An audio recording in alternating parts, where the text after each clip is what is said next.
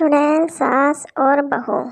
ایک سمے کی بات ہے، جونپور نام کے گاؤں میں ایک بوڑھی عورت سمو اپنے بیٹے سنی کے ساتھ رہتی تھی۔ گاؤں کے لوگوں کے انوسار وہ بوڑھی عورت ایک چڑیل تھی جس نے اپنے پتی کو بھی مار ڈالا تھا۔ گاؤں کا آدمی: ارے بھائی، وہ دیکھو سمو چڑیل۔ دوسرا آدمی: ارے بھائی، کچھ بھی بول لو تم۔ پہلا آدمی: ارے، اپنے پتی کو بھی کھا گئی ہے۔ دوسرا آدمی: ارے، اگر وہ چڑیل ہوتی تو اپنے بیٹے کو نہ کھا جاتی۔ پہلا آدمی: مت مانو، شاید وہ اپنے بیٹے کو پیار بہت کرتی ہے، اسی لیے۔ رات کے وقت پورا گاؤں سو رہا ہوتا ہے اور سمو گھر کی چھت پر بہت سارا کھانا کھا رہی ہوتی ہے۔ سمو: نہ جانے میری بھوک کب مٹے گی۔ گاؤں کے لوگوں کو ویسے ہی بہت شک ہے مجھ پر۔ سنی کے پاپا کے بعد ایک بھی انسان کا خون پینے کا موقع نہیں ملا۔ سمجھ نہیں آتا کیا کروں، اس خون کی بھوک کو کیسے شانت کروں۔ اگلے دن سمو بازار سے سامان لینے جاتی ہے تو راستے میں اس کی ایک سہیلی ملتی ہے۔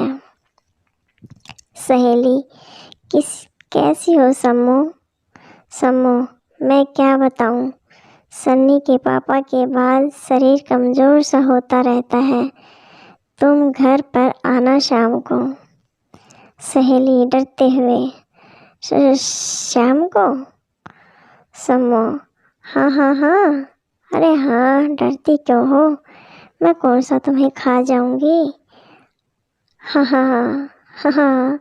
سہیلی: نہیں بہن، میں تو یہ سوچ رہی تھی کہ سنی کی عمر ہو رہی ہے، میری دور کی بوا کی لڑکی ہے، تو سوچا کہ رشتے کی بات۔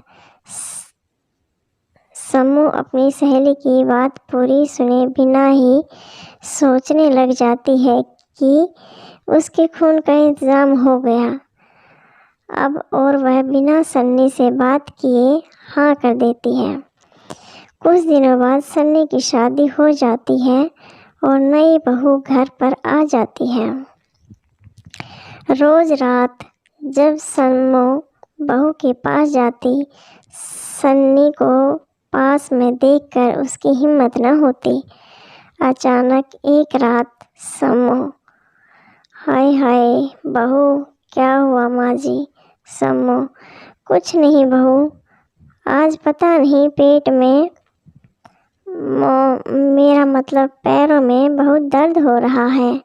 بہو: کوئی بات نہیں ماں جی، میں آج رات ان کے سونے کے بعد آپ کے پاس آ جاؤں گی اور پیروں پر مالش کر دوں گی۔ سمو: تمہارا بھلا ہو۔ اس رات سبھی لوگ کھانا کھاتے ہیں لیکن سمو کھانے کے لیے منع کر دیتی ہے کیونکہ اس کو بہو کا خون پینا ہوتا ہے۔ سنی: کیا ہوا ماں، تم نے کچھ بھی نہیں کھایا؟ سمو: بس بیٹا۔ بہو: ارے ماں جی کی طبیعت ٹھیک نہیں ہے، آپ کے سونے کے بعد میں ان کے پیروں کی مالش کر دوں گی، کل سے دیکھنا ایک دم ٹھیک ہو جائیں گی۔ سمو: ہاں بیٹا، کل سے تو میں ایک دم شاید ٹھیک ہو جاؤں، تو آ جانا یاد سے۔ ٹھیک ہے بہو۔ جی ماں جی۔ اب جیسے رات ہو رہی تھی، سمو کو بھوک سے برا حال ہوتا جا رہا تھا۔ اچانک بہو ایک کٹوری میں تھوڑا تیل لے کر کمرے میں پرویش کرتی ہے۔ سمو: بیٹا، چھت پر چلتے ہیں، میرا آج اوپر ہی سونے کا من ہے۔ بہو: ٹھیک ہے ماں جی۔ ایسا کہہ کر دونوں چھت پر چلے جاتے ہیں اور بہو سمو کے پیروں پر جیسے ہی تیل لگانے لگتی ہے، وہ ڈر کے مارے وہیں رک جاتی ہے کیونکہ سمو کے پاؤں الٹے تھے۔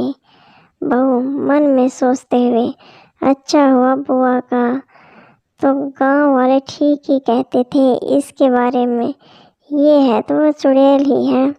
سمو: کیا ہوا بہو؟ بہو: کچھ نہیں ماں جی، میں 1 منٹ میں نیچے سے اور تیل لے کر آتی ہوں۔ ایسا کہتے ہی جیسے ہی بہو نیچے جانے لگی، سمو نے اس کو من کیا، لیکن بہو ایک دم نیچے گئی اور 4 منٹ میں پھر سے آ گئی۔ اب بہو پھر سے سمو کے پیر دبانے لگی۔ سمو کے دانت اور ناخن بڑے ہونے لگ گئے۔ اب وہ بہو کو مارنے کے لیے ایک دم تیار تھی۔ دیکھتے ہی دیکھتے سمو ایک دم چڑیل کے روپ میں نظر آنے لگی۔ بہو کی پیٹھ ہونے کی وجہ سے وہ بیچاری کچھ بھی نہیں کر پا رہی تھی۔ اس کو معلوم بھی نہیں تھا کہ شاید آج اس کی آخری رات ہے، اور یہاں سمو کے منہ میں پانی بھرا جا رہا تھا۔ اس کے ہاتھ بہو کے گردن کی طرف بڑھتے جا رہے تھے۔ بہو ان سب چیزوں سے انجان تھی، اور جیسے ہی سمو بہو کا گلا دبانے ہی والی ہوتی ہے کہ اچانک ایک زور سے آواز ہوتی ہے اور سنی چھت پر آ جاتا ہے اور سمو اپنے اصلی روپ میں آ جاتی ہے۔ سنی: ارے وہ ماں، اتنا ساس اور بہو کا پیار پہلی بار دیکھا۔ یہ لو کھانا، تمہاری بہو نے کہا تھا کہ تھوڑی دیر تک لے آنا، اور ہاں، اس نے گرم بھی اپنے ہاتھوں سے کیا ہے، لو اب کھا کے سو جاؤ۔ ایسا کہہ کر سنی اور بہو وہاں سے چلے جاتے ہیں اور سمو غصے میں سوچتی ہے۔ سمو سوچتے ہوئے، کب تک، آخر کب تک بچے گی بہو؟ جیسے تیرے سسر کی بلی چڑھی ہے، تیری بھی چڑھے گی جلدی ہی۔ اور ہاں، آپ لوگ بھی سبسکرائب کر لو یہ چینل۔ اس پارٹ میں نہ صحیح تو کیا ہوا، اگلے پارٹ میں بہو کا کام تمام کر کے ہی مانوں گی میں، اور کمنٹ کر کے ضرور بتانا اور کیا طریقہ ہو سکتا ہے اس چالاک بہو کو سبق سکھانے کا۔ Thanks for watching.